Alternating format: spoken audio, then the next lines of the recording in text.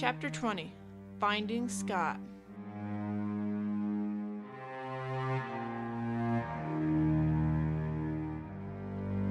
Taylor and Tricia rode around the old stomping grounds, but to no avail.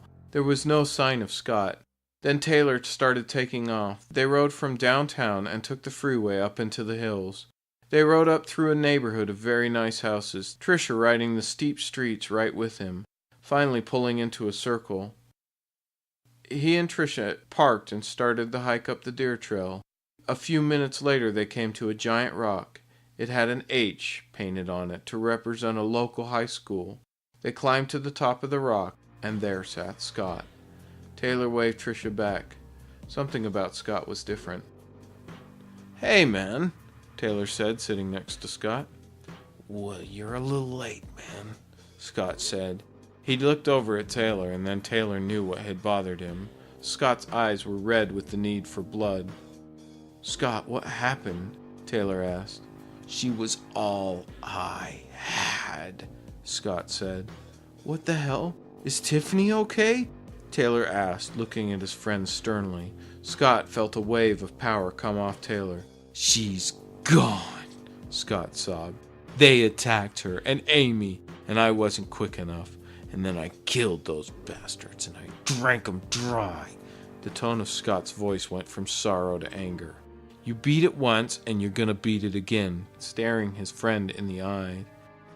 Scott snorted laughter. "Can't quit anything you don't want to stop," he replied. "You're gonna quit," Taylor replied. "She's something you bring back from the road?" Scott asked, nodding at Tricia. "Yes," he waved Tricia up. "I met her in L.A. Scott, this is Tricia. Tricia, this is my best friend Scott. Nice to meet you." "You as well." They all looked out over the valley. "I'm worried about you," Taylor said. "You should be.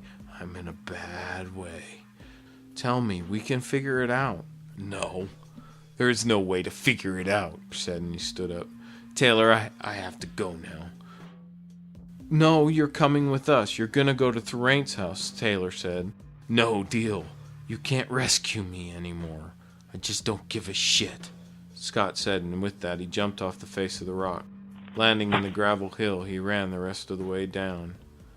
"That isn't good," Taylor said, watching Scott go. "We can catch him. Let's go." "No. Hopefully he'll come back on his own," Taylor said. "Really? Are you sure?" Tricia asked.